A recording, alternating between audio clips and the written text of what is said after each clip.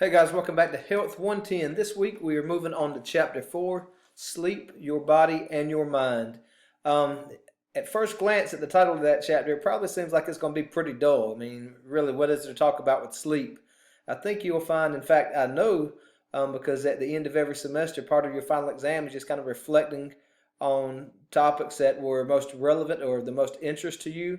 And year after year and student after student goes back to this chapter. And I think it's because, it's easy to monitor how much we weigh or how much exercise we're getting. It's easy to measure those things, but oftentimes we don't really measure and take accountability for sleep and getting adequate rest. And so this chapter does a great job of going into sleep, why it's necessary, and how it impacts your body and your mind.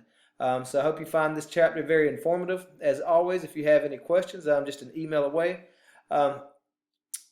Just real quick, it's pretty much business as usual this week. You've got this video, a dozing and driving video, which a lot of the students, even in that comment section of the final exam, point back to this video. And I think those of us that have been driving, we've probably all been there where we were driving and we shouldn't have been for lack of sleep. You've got your PowerPoint, your labs, your Chapter 4 quiz, and your checklist. Remember, I'm going to keep repeating this. Make sure you monitor your grades and monitor your checklist every week. If you're missing an assignment, that's fine. Go back and make it up. If I've already put a 0 in, though, that 0 won't be replaced until you email me to let me know that you've made up the assignment. If that grade's blank, when you make up the assignment, it will take care of itself. But if there's a 0 there, then you'll have to email me and let me know that you've made up, for example, the Chapter 2 quiz. Okay? With all that being said, guys, have a great week. I think right now, I checked this evening, and the class average is a 93. Remember, you can keep taking the quizzes until you get a perfect 100.